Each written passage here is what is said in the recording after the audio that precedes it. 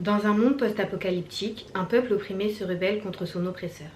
Mais malheureusement, il perd la bataille et en plus de rester dans des conditions de vie médiocres, il se retrouve à devoir livrer ses enfants dans une arène pour qu'ils s'entretuent chaque année dans ce qu'on appelle les jeux de la faim. Mais pour l'oppresseur, tout ceci n'est qu'un simple jeu télévisé et pire que tout, l'immense célébration de la défaite des rebelles. Des personnes qui un jour se sont levées pour défendre leurs droits et réclamer de meilleures conditions de vie, mais de qui la mort est considérée comme un spectacle. Vous l'aurez compris, dans cette vidéo, on va parler de Hunger Games. Bienvenue, bienvenue, bienvenue. Joyeux Hunger Games et puisse le sort vous être favorable. Bonjour et bienvenue dans ce nouveau concept sur ma chaîne sur lequel on va faire un focus sur une œuvre cinématographique, littéraire ou télévisuelle qui me fascine. On a donc la trilogie initiale avec Gale, Katniss et Peeta qui est adaptée au cinéma en 4 films sortis dans les années 2010.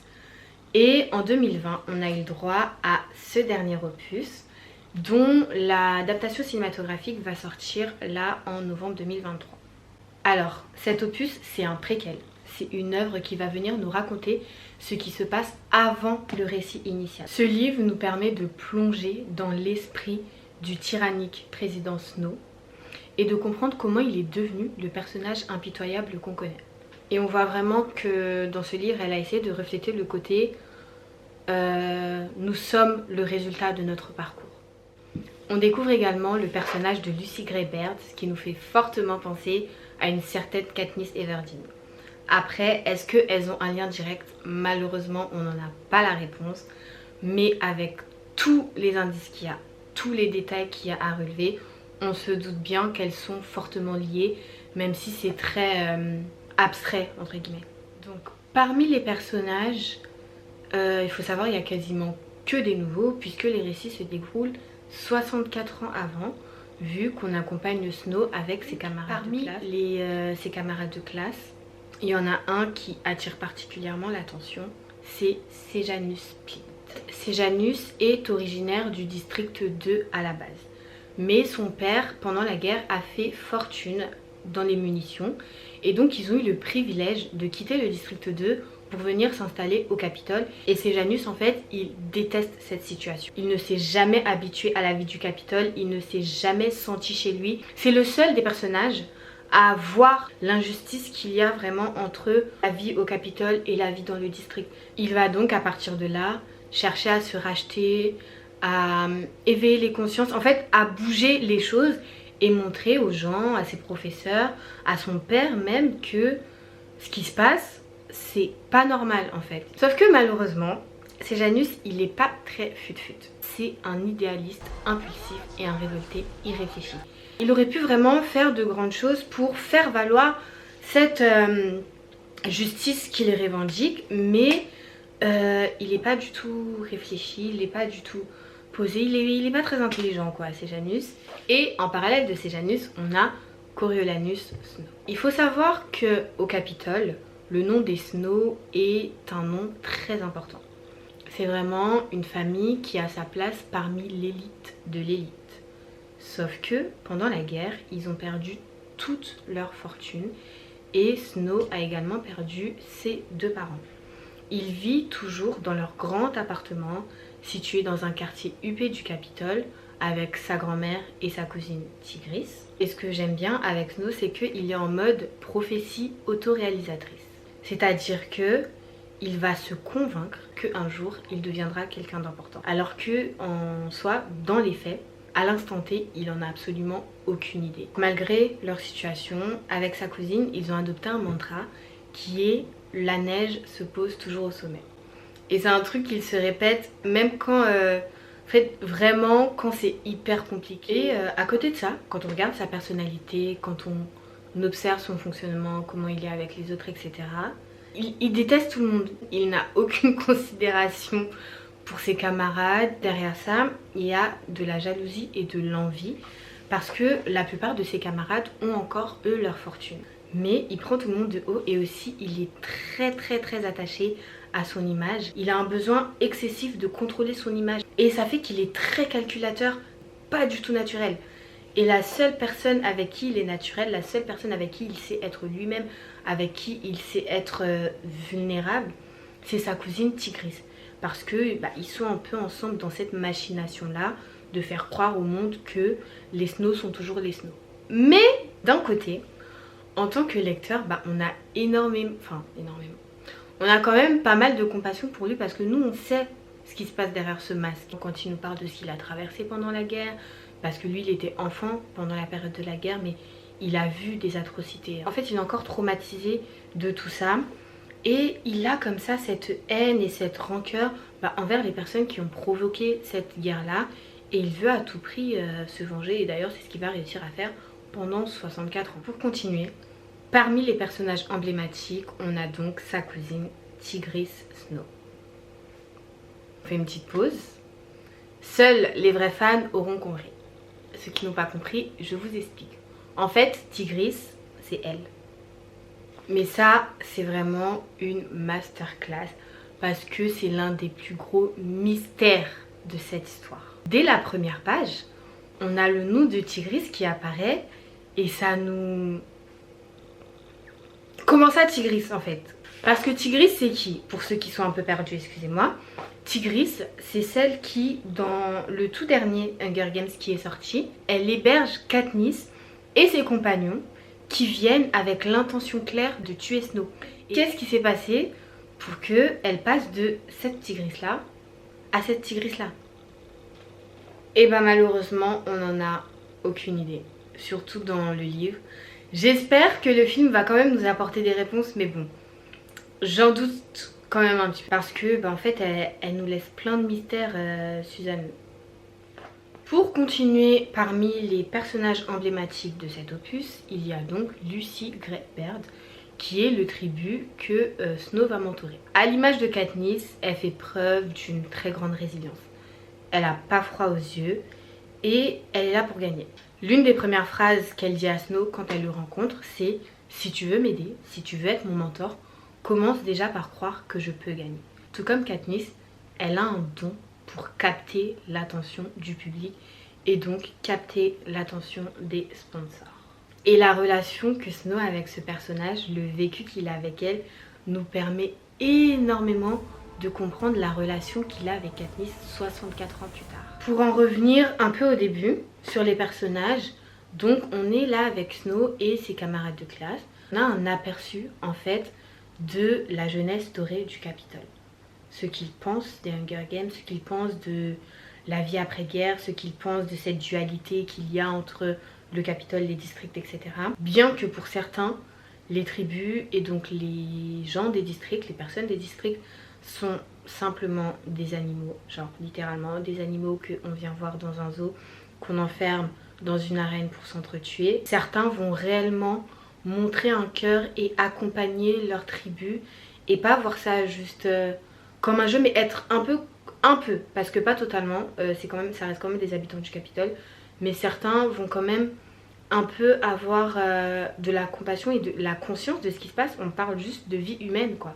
Sauf que pour la plupart d'entre eux, pour la plupart des habitants de Capitole, notamment la grand-mère de Snow, les habitants de district ne sont pas des humains comme eux. Dernier focus personnage qu'on va faire, c'est la Dr Gaulle.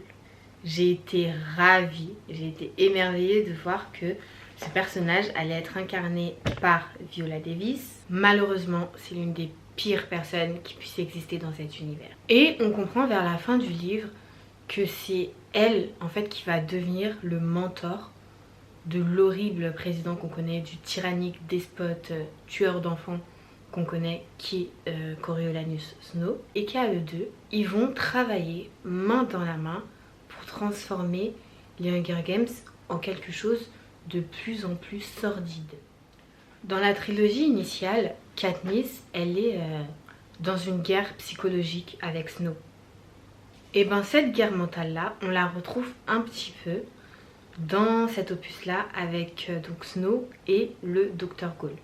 Si elle s'est autant acharnée sur lui, c'est justement parce qu'elle avait vu un comportement prometteur. Parce qu'en fait, la Dr Gaulle est convaincue que l'être humain est intrinsèquement mauvais, violent, monstrueux, sauvage et assoiffé de sang. Le moyen qu'elle a trouvé pour exercer tout ça, c'est tout simplement les Hunger Games. Pour elle, c'est un moyen qui permet d'expier toute cette violence.